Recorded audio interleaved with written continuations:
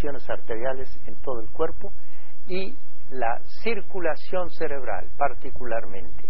También la circulación en el cuello y en el tórax se incrementa. Hay como un aumento del volumen sanguíneo en esos territorios. Lo primero que se manifiesta desde el punto de vista clínico es que el rostro de los astronautas se convierte en un rostro distinto al que tenía el astronauta antes de partir, como que se hincha la cara, como que se vuelve de tipo de raza oriental. Los párpados se dematizan, las conjuntivas se enrojecen, la piel también se vuelve muy roja y lo más notable es que las venas de la cara, de la frente y del cuello y también las venas de los brazos, de los antebrazos y del dorso de la mano se dilatan notablemente. Este es otro de los cambios que observamos y que es muy distinto y que nunca lo tenemos prácticamente en tierra. La enorme dilatación de las venas en la cara, en el cuello y en las extremidades superiores. Ahora bien, el cuello, decíamos, se vuelve un poco más ancho, se vuelve un poco más largo, y eso se debe a que el peso de la cabeza también desaparece. Ya las vértebras del cuello no tienen que soportar el peso de la cabeza, que es bastante a veces, y que comprime de alguna manera esas vértebras o los discos intervertebrales. Entonces el resultado es que el cuello se alarga un poco y se ensancha también un poco, debido a que hay mayor cantidad de líquido y debido a que desaparece la fuerza gravitacional, el peso de la cabeza, y la columna cervical, que tiene una curvatura de convexidad anterior, se empieza a volver casi recta. Ahora bien, la fisiología pulmonar también tiene un cambio muy importante. Normalmente en tierra nosotros tenemos más sangre en las porciones bajas del pulmón. En las bases pulmonares tenemos mucho mayor cantidad de sangre. Y en las partes superiores del pulmón, en los vértices, tenemos más cantidad de aire proporcionalmente. Resultado, que al desaparecer la fuerza gravitacional, esa distribución de la sangre y del aire en los pulmones se vuelve uniforme. Tiene la misma ventilación en todas partes y tiene el mismo grado de circulación arriba que abajo. Resultado, que en ausencia de gravedad, en el espacio exterior, la función respiratoria mejora notablemente. Ya decíamos que la presión arterial se iguala en todas las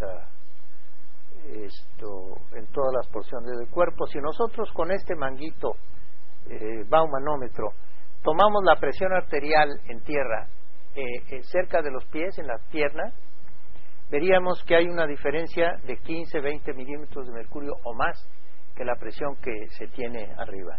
De manera que esta es una de los cambios que, por cierto, van a tener mucha importancia por otras razones que diremos más adelante. Así. El corazón. Al principio el corazón se ve en apuros. ¿Por qué? Pues porque le llega mucha sangre de las porciones inferiores del cuerpo.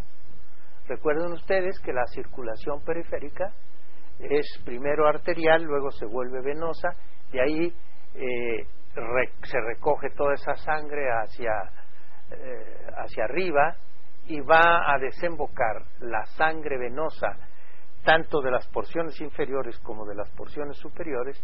La sangre venosa va a desembocar en la cavidad derecha del corazón, en la aurícula derecha. Pues como hay mucho líquido en la porción superior, ocurre que el corazón se dilata, está manejando un volumen mucho mayor, y los primeros días, digamos la primera semana o un poco menos, el corazón se dilata, pero a medida que se va adaptando al ámbito espacial, el corazón se hace más pequeño cada vez, y los astronautas regresan con un corazón de un 10, un 15, a veces hasta un 20% más pequeño que lo que tienen normalmente en tierra.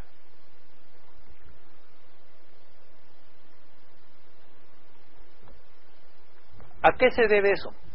Se debe a que al inundarse las porciones superiores del cuerpo de sangre, de líquidos, hay un reflejo que despierta un reflejo que despierta o que estimula la micción, la eliminación de esos líquidos. Un reflejo que parte de la base del encéfalo, que ordena al riñón filtrar más rápidamente los líquidos, y el resultado es que en ese proceso de adaptación al espacio exterior, la cantidad de sangre, la cantidad de suero sanguíneo va disminuyendo progresivamente, hasta que finalmente se reduce el volumen sanguíneo total hasta 1 litro de sangre. En lugar de tener 5 litros o 4 litros y medio, regresan con 4 litros solamente o 3 y medio. Eso es normal en tierra, en el espacio, pero cuando regresan a tierra, pues eso ya se convierte en un déficit de los glóbulos rojos, en un déficit sanguíneo. Por eso se dice que los astronautas regresan con una anemia ligera, la anemia espacial, que no es tal, simplemente que al regresar se rehidrata de nuevo el cuerpo y los glóbulos rojos se vuelven proporcionalmente menos numerosos. Ahora bien, el abdomen. Cuando los médicos examinan el abdomen de un astronauta, se ve que está casi siempre cóncavo, o aquel que ya le abultaba un poquito el abdomen porque estaba algo sobrepasado de peso, pues en el espacio exterior se vuelve muy esbelto.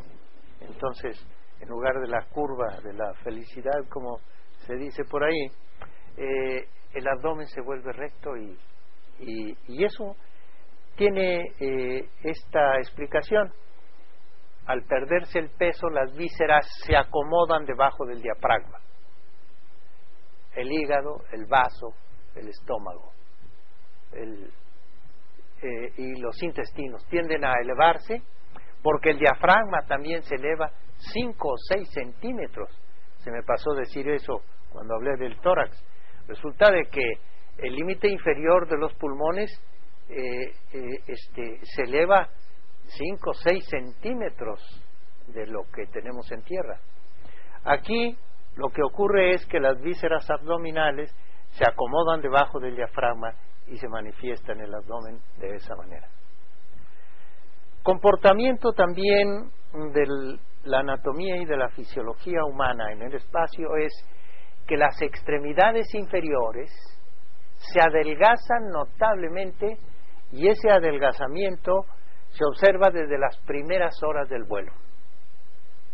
A las 10 horas de permanecer en el espacio exterior, han emigrado de los miembros inferiores cerca de 2 litros de líquido hacia las porciones superiores.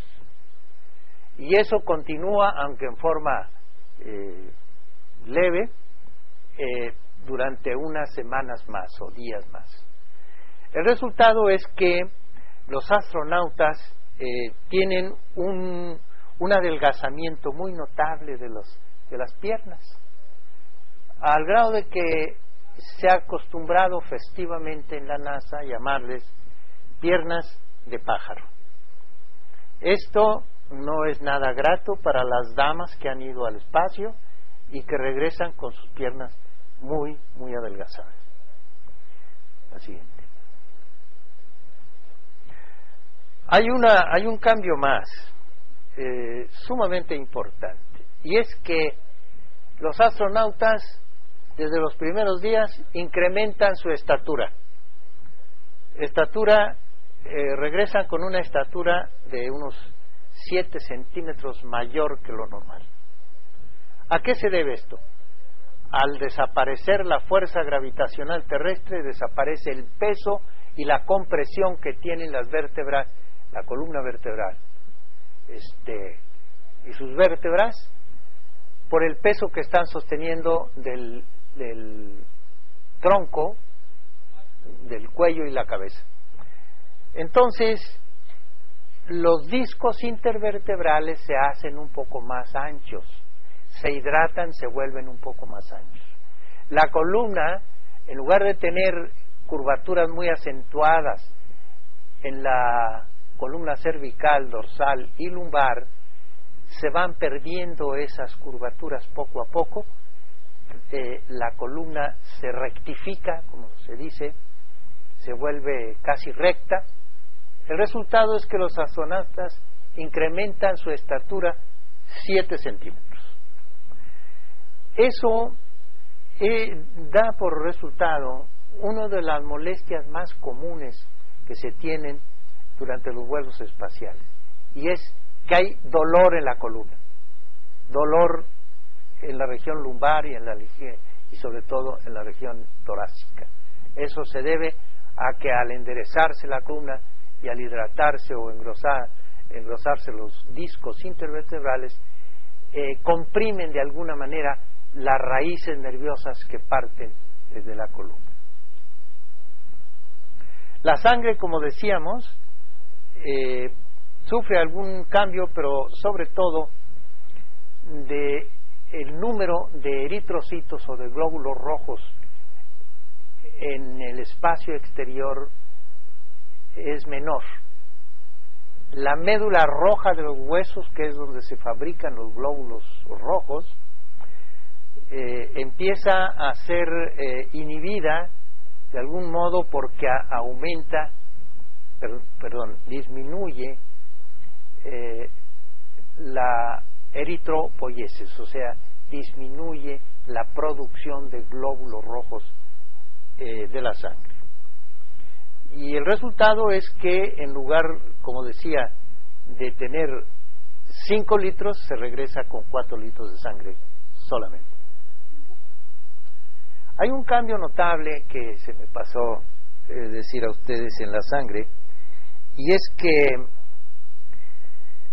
los linfocitos T, que son la variedad de glóbulos blancos que nos defienden de las agresiones microbianas o de los cuerpos extraños, esos glóbulos blancos, específicamente los linfocitos T,